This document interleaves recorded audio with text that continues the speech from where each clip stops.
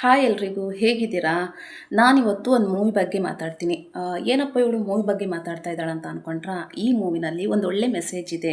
ಅದಕ್ಕೋಸ್ಕರ ನಾನು ಈ ಮೂವಿ ಬಗ್ಗೆ ಮಾತಾಡ್ತಾ ಇದ್ದೀನಿ. ಅದು 11 ಅಂತ. ಈ ಮೂವಿನ ನಿಮ್ಮಲ್ಲಿ ಸಾಕಷ್ಟು ಜನ ನೋಡಿರ್ತೀರ ಇವಾಗಲೇ.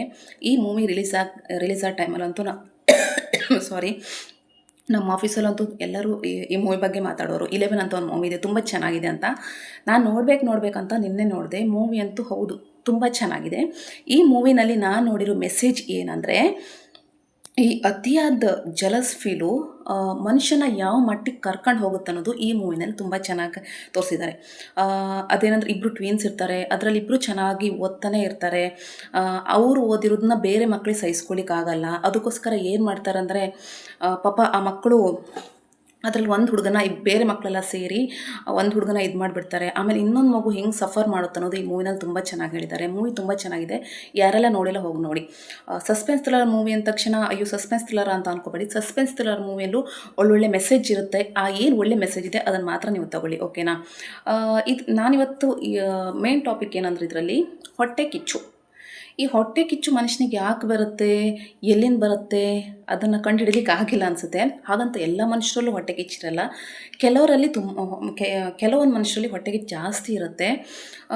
ಇದು ಚಿಕ್ಕ ಮಕ್ಕಳಲ್ಲಾದರೆ ಸ್ವಲ್ಪ ಸ್ಕೂಲಲ್ಲಿ ಬೇರೆ ಸ್ಟೂಡೆಂಟು ಚೆನ್ನಾಗಿ ಓದಿದರೆ, ಬೇರೆ ಮಕ್ಕಳು ಸ್ವಲ್ಪ ಚೆನ್ನಾಗಿ ಕ್ಲಾಸಲ್ಲಿ ಫಸ್ಟ್ ಬಂದರೆ ಸ್ವಲ್ಪ ಜಲಸ್ ಫೀಲ್ ಮಾಡ್ತಾರೆ. ಆಮೇಲೆ ದೊಡ್ಡಕಾದ್ಮೇಲೆ ಬೇರೆ ಬೇರೆ ಫೀಲ್ಡಲ್ಲಿ ಅವ್ರವ್ರ ಫೀಲ್ಡಲ್ಲಿ ಜಲಸ್ ಫೀಲು ಇದರಿಂದ ಮಾಡ್ತಾರೆ ಕೆಲವರು. ಇದರಿಂದ ಏನೇನು ಪ್ರಾಬ್ಲಮ್ಸ್ ಆಗುತ್ತೆ ಗೊತ್ತಾ? ಅವರಿಗೇನು ಪ್ರಾಬ್ಲಮ್ಸ್ ಆಗಲ್ಲ.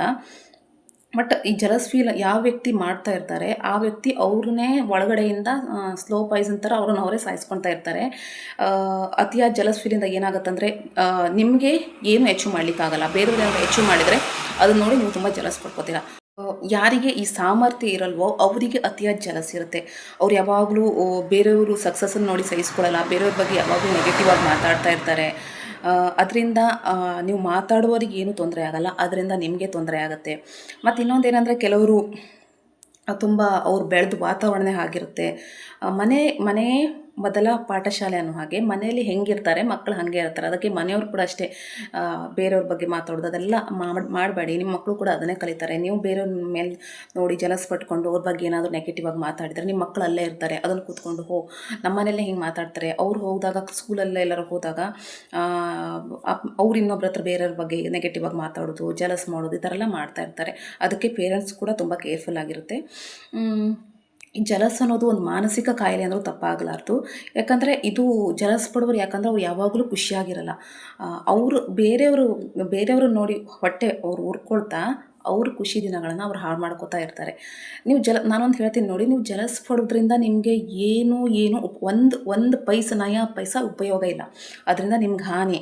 ಆದ್ದರಿಂದ ಬೇರೆಯವ್ರು ಏನಾದರೂ ಅಚೀವ್ ಮಾಡಲಿ, ಏನೇ ಮಾಡಲಿ, ಓದೋದ್ರಲ್ಲಿರ್ಬೋದು, ಇಲ್ಲ ಬೇರೆ ಫೀಲ್ಡಲ್ಲಿರ್ಬೋದು, ಕ್ರಿಕೆಟಲ್ಲಿರ್ಬೋದು, ಏನೇ ಆಗಲಿ, ನಿಮ್ಮ ಅಕ್ಕಪಕ್ಕದವ್ರು ಯಾರೇ ಆಗಲಿ, ಅವ್ರು ಏನಾದ್ರು ಅಚೀವ್ ಮಾಡಿದರೆ ಅದನ್ನು ನೀವು ಆದಷ್ಟು ಸಪೋರ್ಟ್ ಮಾಡಿ, ಖುಷಿ ಪಡಿ. ನಾನು ಹಾಗೆ ಆಗಬೇಕಂತ ಅಂದ್ಕೊಳ್ಳಿ, ಆಗುತ್ತೆ. ನಿಮ್ಮಲ್ಲಿ ಒಳ್ಳೆ ಮನಸ್ಸಿದ್ರೆ, ಒಳ್ಳೆ ಗುಣ ಇದ್ದರೆ ಆ ದೇವ್ರು ನಿಮ್ಗೆ ಒಳ್ಳೇದು ಮಾಡೇ ಮಾಡ್ತಾರೆ. ನಿಮ್ಮ ಮನಸ್ಸಲ್ಲೇ ಜಲಸ್ ತುಂಬಿಕೊಂಡ್ರೆ ದೇವ್ರು ಹೆಂಗೆ ಒಳ್ಳೇದು ಮಾಡ್ತಾರೆ ಅಲ್ವಾ?